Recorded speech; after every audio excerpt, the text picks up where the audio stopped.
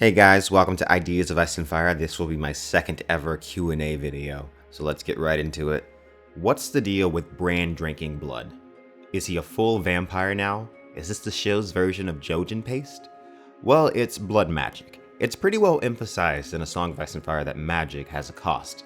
Melisandre requires king's blood for her spells. The legend of Azor Ahai says that Lightbringer was only born when he drove his sword through the woman that he loved most, Nissa Nissa. Miriam Mazdur tells Dany that only death pays for life, and in the books there's also, of course, Jojen paste, which is the idea that the children of the forest ground Jojen reed into paste and fed him to Bran in order to activate his green seer abilities.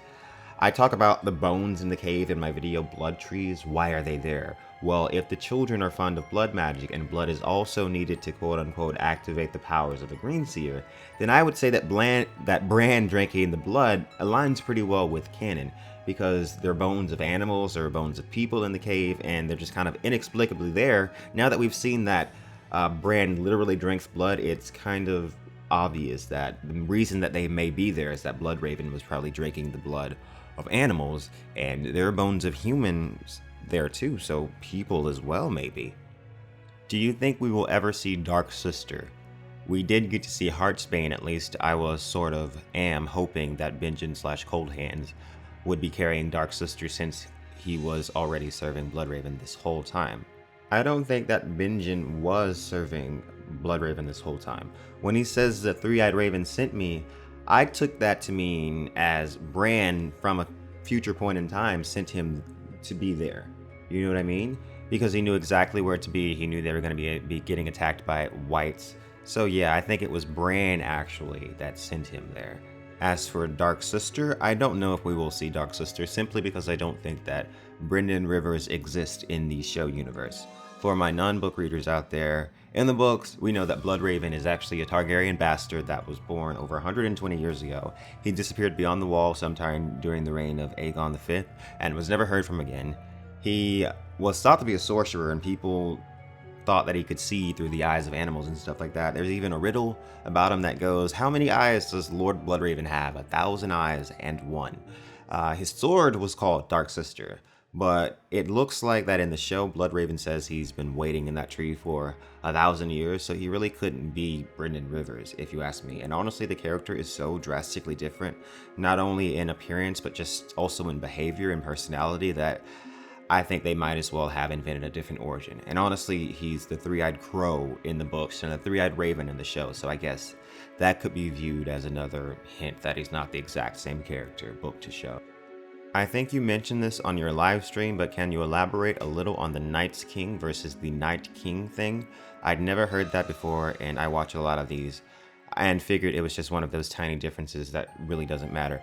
Oh, it's not one of those tiny differences that really doesn't matter. When this character showed up in, season 4 of Game of Thrones, George R. R. Martin went immediately to his blog and said, these are not the same characters. The Night's King is a legendary figure from A Song of Ice and Fire myths, and he probably never even existed. He's probably based off some character that he really wasn't probably like how he's viewed through history. The legend isn't accurate, but it looks like the Night King in the show is the physical manifestation of the more abstract leader of the White Walkers in the books. I don't think we'll see a Night King villain in the books, because I think it's a lot more abstract. But for the purpose of the show and for the purpose of the audience needing a visible representation of, the villain, essentially, they took a name that sounded cool from the books and brought it into the show. But they've been very careful every single time to say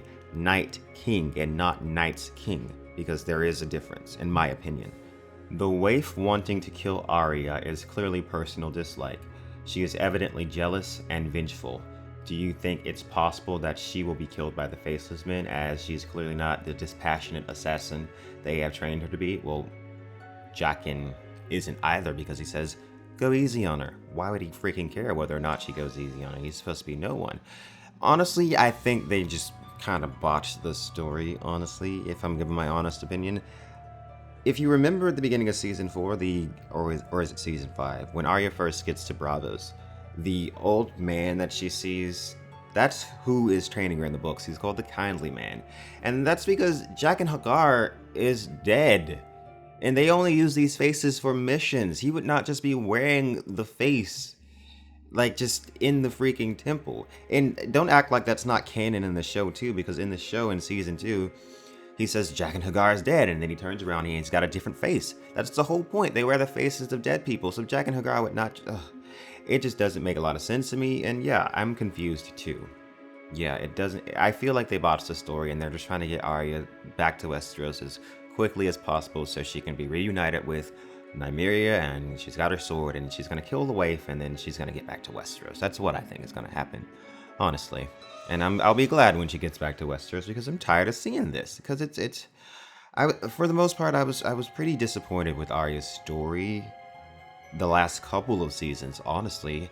I feel like the highlight of this season was the darn play. The play was in the actors in the play. That was the coolest bit to watch, honestly. The House of Black and White stuff was just kind of meh. It was better this season than last season, though, if I'm being honest. But yeah. How will Tommen die, and how will his death affect the Seven Kingdoms? Well, I feel like there are too many possibilities for the way Tommen could die because he's just so stupid and gullible and weak. But how will his death affect the Seven Kingdoms? Drastically, because who the heck is going to be king after him?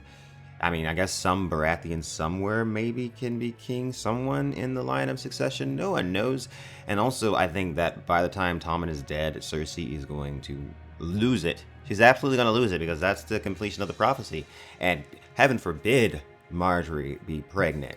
Heaven forbid, because that means that Marjorie probably gets like to stay queen and that she's carrying Tommen's baby, and they've consummated the wedding. Cersei is seeing the prophecy come true. The beautiful queen is taking everything she has. All of her kids are dead. And she might just go crazy and burn King's Landing to the ground. And that's exactly why they're showing us wildfire. That's exactly why they're showing us the Mad King. Burn them all, burn them all. And they're reminding us that all that wildfire that he hid all around King's Landing, it's still there. And we know from the books that Cersei loves fire. She loves burning shit down. Alright, so, and she hates the people of the city. She freaking hates them. After what they did to her during the Walk of Shame, she knows how they really feel. Oh, she'd have no problem with it. So yeah, it could affect the kingdom drastically in more than a few ways, you know, the death of Tommen. Because it's big, like who comes after him and the wrath of his mother, because she's one crazy lady. Anyone else think Loras' atonement in a Game of Thrones will be to act as the church's champion against Cersei and the Mountain? Okay, I love you guys, and there are no dumb questions. I mean, all questions, it's so complicated and everything. It's difficult to wrap your head around everything. Loras is a good swordsman, he's a good jouster, and he unhorsed the Mountain. But you remember when he unhorsed the Mountain got so pissed off that he almost freaking obliterated Loras Tyrell. The Mountain would just absolutely kill. It would be such a bad decision for the faith, because the Mountain would absolutely kill Loras just so easily. It would just not even be a contest, especially now that he's Franken Mountain. He's even stronger and more powerful. Like, Cersei says, will it make him weaker? He looks at him, and Qyburn looks at her and smirks like, no, it's not gonna make him weaker. He's gonna be 10 times fucking stronger. And that's what he is. And that's why I can't wait for the I choose violence scene from the trailer, because I want to see the Mountain really screw somebody up. And I know the Mountain would screw up Loras. Does anybody disagree with that? Like, do you guys, Mountain versus Loras, who do you guys think? I mean, I'm pretty heavily with the undead Mountain. Alright, that's just me. Thank you guys for watching. Make sure you like and subscribe for more videos and more ideas of Ice and Fire. Peace out, guys.